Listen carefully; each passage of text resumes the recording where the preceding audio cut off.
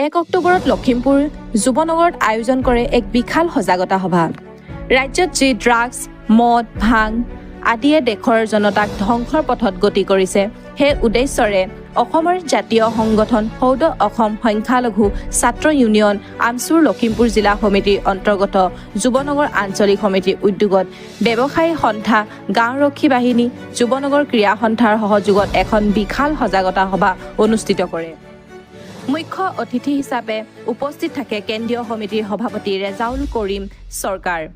লগতে উপস্থিত থাকে লখিমপুৰ জিলাৰ কেন্দ্ৰীয় সমিতিৰ নেতাসকল আৰু বহুকেইজন মান্যগণ্য ব্যক্তি, সমাজসেৱক সকল উপস্থিত থাকে।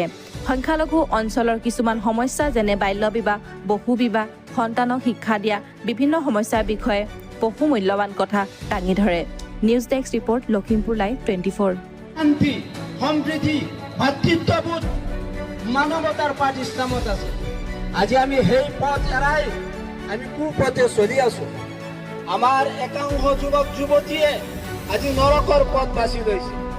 নগ্নতা আৰু অশ্লীলতাই আমাৰ লখিমপুৰ জিলাৰ আমচু যুৱনগৰ আঞ্চলিক আমচু, যুৱনগৰ ক্ৰীড়া সন্থা, গাঁওৰক্ষী বাহিনী, যুৱনগৰৰ ব্যৱসায়ী সন্থা সকলোৱে মিলি এটি নতুন পৰিৱৰ্তনৰ আশাৰে, নতুন পৰিৱৰ্তন যাত্ৰাৰে আচলতে আমি এটা পৰিৱৰ্তন যাত্ৰা আয়োজন কৰিছোঁ, আৰম্ভ কৰিছোঁ যে আমি সমাজখন কেনেকৈ পৰিৱৰ্তন কৰিব পাৰোঁ। বিশেষকৈ সংখ্যালঘু সমাজত দেখা দিয়া বাল্য বিবাহ, শিশু শ্ৰমিক বা যিখিনি ড্ৰাগছ, মদ বা যিখিনি অপৰাধমূলক কাম যিখিনি সংখ্যালঘু অঞ্চলত হৈ আছে আৰু যাৰ কাৰণে বিভিন্ন সময়ত সংখ্যালঘু সমাজে বিভিন্ন সময়ত লাঞ্ছিত হ'ব লগা হৈছে, অপমানিত হ'ব লগা হৈছে।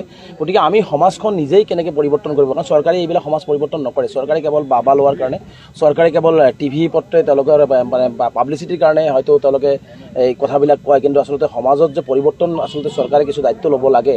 সমাজত ড্ৰাগছ বন্ধ কৰাৰ ক্ষেত্ৰত, বাল্য বিবাহ বন্ধ কৰাৰ ক্ষেত্ৰত, সমাজত অপৰাধ প্ৰৱণতা দূৰ কৰাৰ ক্ষেত্ৰত মানে গৃহ বিভাগে যে কিছুমান দায়িত্ব ল'ব লাগে, সেইবোৰ আচলতে নলয়। তাৰমানে সমাজখনক তেওঁলোকে এৰি দিছে, সমাজে বেয়া কাম হ'ব আৰু তেওঁলোকে তাৰপিছত ফটাঢল কোবাব, পুলিচ মিলিটাৰী লগাব, কোনোবাই মৰিব, কোনোবাৰ ওপৰত চলিব, এনেকুৱা ধৰণৰ কৰি পেলাই এটা পৰিৱেশ কুলসিত কৰিব। কিন্তু তেওঁলোকে সমাজখন যে শুদ্ধ কৰিব লাগে, চৰকাৰে এই দায়িত্বটো নলয়।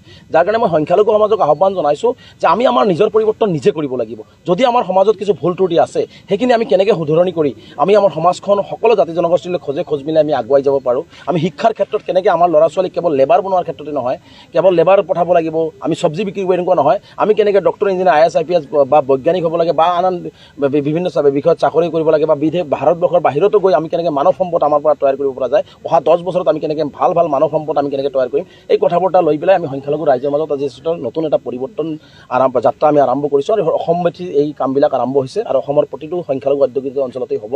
আৰু আমি আশাবাদী হৈ আছোঁ, ৰাইজে যি ধৰণৰ স্বতঃস্ফূৰ্তভাৱে সঁহাৰি দিছে, ৰাইজে কাৰণ ভুক্তভোগী হৈছে, ৰাইজে বিভিন্ন চৰকাৰৰ সময়ত সকলো আঁচনিৰ ক্ষেত্ৰত অৱহেলিত হৈছে। আজি যি চৰকাৰে নহওক কিয় অৰ্থনৈতিকভাৱে ৰাইজ জুৰুলা হৈছে। তাৰপিছতো আৰু দেখিছোঁ বিজেপি চৰকাৰ অহাৰ পিছত সংখ্যালঘুৰ ওপৰত বিভিন্ন ধৰণৰ আক্ৰমণ চলি আছে।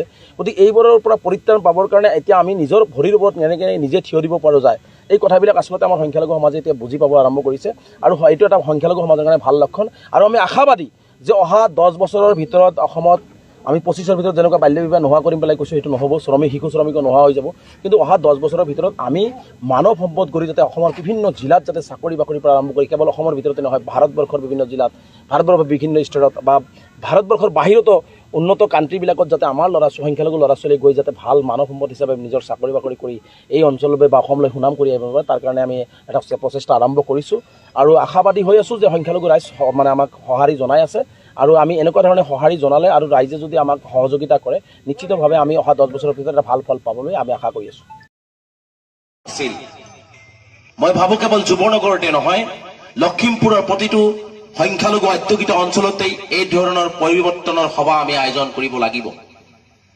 এটা কথা মনত ৰখা উচিত, আজিৰ এই একবিংশ শতিকাত আজি যদি আমি আমাৰ নিজকে পৰিৱৰ্তন কৰি এটা শুদ্ধ আৰু সঠিক এটা ভাল ৰাস্তাত যদি আমি খোজ পেলাব নোৱাৰো, পদে পদে আমি অপমানিত হ'ব লাগিব, পদে পদে আমি লাঞ্ছিত হ'ব লাগিব, পদে পদে আমি বিপদগ্ৰস্ত হ'ব লাগিব।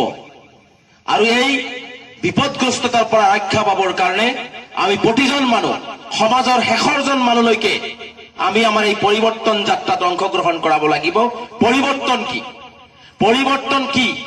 পৰিৱৰ্তন এইটো নহয় যে শ্বাৰ্টটো চেঞ্জ কৰি বেলেগ এটা শ্বাৰ্ট পিন্ধি মই পৰিৱৰ্তন হয়, এইটো পৰিৱৰ্তন নহয়।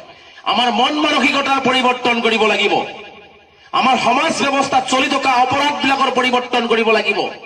অপৰাধক পৰিৱৰ্তন কৰি অপৰাধ নিৰ্মূল কৰি অপৰাধ মুক্ত এখন সমাজ কৰিব লাগিব। আমি পৰিৱৰ্তন কৰিব লাগিব। কোনটো ৰাস্তাত গ'লে নেদেখাজনেও ভাল পাব, নেদেখাজনেও আশীৰ্বাদ আমাৰ ওপৰত থাকিব, কোনটো ৰাস্তাত গ'লে আমাক সকলো জাতি জনগোষ্ঠীয়ে আমাক ভাল পাব বা নিজৰ মাজত আমি ভালে মিলা প্ৰীতিৰে আমি জীয়াই থাকিব পাৰিম, এই কথা বাৰ্তাবিলাক আমি আমাৰ এই পৰিৱৰ্তনৰ মাজত আনিব লাগিব। আজি ইয়াত কেইবাটাও দিশত ইয়াত কথা কোৱা হৈছে, ইয়াত কেইবাটাও দিশ উল্লেখ কৰা হৈছে। ইয়াত ড্ৰাগছৰ কথা কোৱা হৈছে, মদৰ কথা কোৱা হৈছে, জুৱাৰ কথা কোৱা হৈছে, বাল্য বিবাহৰ কথা কোৱা হৈছে, ইয়াত শিশু শ্ৰমিকৰ কথা কোৱা হৈছে। আটাইবোৰ কিন্তু আমি পৰিৱৰ্তন কৰিব লাগিব। আমি সকলোৱে জানো যে আমি কি কওঁ, নামাজ ৰোজা হজ জাকাত আমাৰ এই ইটো আমাৰ ইছলামৰ একদম খুঁটি, হয় নে নাই? ইছলামৰ খুঁটি এইটো সত্য, ধ্ৰুৱ সত্য, চিৰ সত্য থাকিবই। কিন্তু এইটো ইছলামত সত্য, মদ খোৱাটো হাৰাম, ড্ৰাগছ খোৱাটো হাৰাম, বেলেগৰ লগত কাজিয়া কৰাটো হাৰাম, মাটি ঠেলাঠেলি কৰাটো হাৰাম, সমাজত ধৰ্ষণ কাৰ্যত লিপ্ত থকাবিলাক এইটো মুছলমানৰ নিষেধ। আজি বাল্য বিবাহ সমাজৰ কাৰণে নিষেধ। শিশু শ্ৰমিক যে কাম কৰিব নোৱাৰে তাক শ্ৰমিক হিচাপে লগাই থোৱা হৈছে, সেইটো আমাৰ কাৰণে নিষেধ। গতিকে আমি মানিছো কোনটো?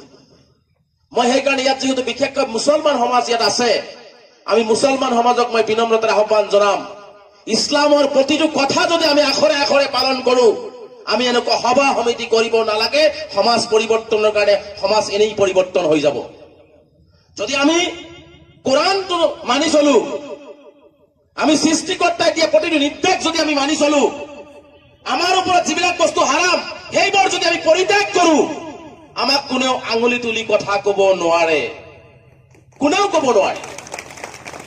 গতিকে সেইকাৰণে মই কৈছো যে আমাক যিবিলাক ইছলামে নিষেধ কৰিছে, সেই নিষেধ কৰা বস্তুবিলাক আজি আমি গ্ৰহণ কৰাৰ কাৰণে আজি আমাক পদে পদে হিমন্ত বিশ্ব শৰ্মাৰ দৰে এজন হিটলাৰী মুখ্যমন্ত্ৰীও আজি আমাক অপমান কৰিবলৈ কৰি আছে।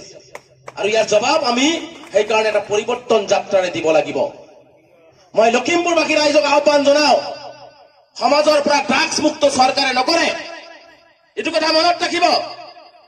বিশেষকৈ সংখ্যালঘু অধ্যুষিত অঞ্চলৰ পৰা চৰকাৰ প্ৰশাসনে ড্ৰাগছ মুক্ত নকৰে, সংখ্যালঘু সমাজ মৰি ধ্বংস হৈ গলে আপত্তি কি হ'ল? এই সমাজ ড্ৰাগছ মুক্ত কৰিবৰ কাৰণে সংখ্যালঘু মানুহে ওলাই আহিব লাগিব।